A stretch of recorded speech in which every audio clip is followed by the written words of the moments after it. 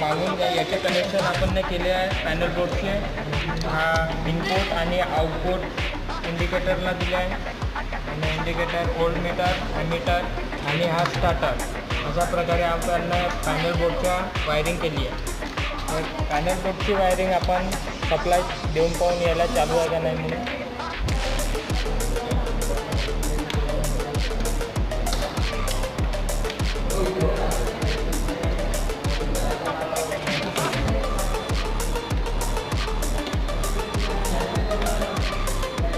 चालू केलेला आहे.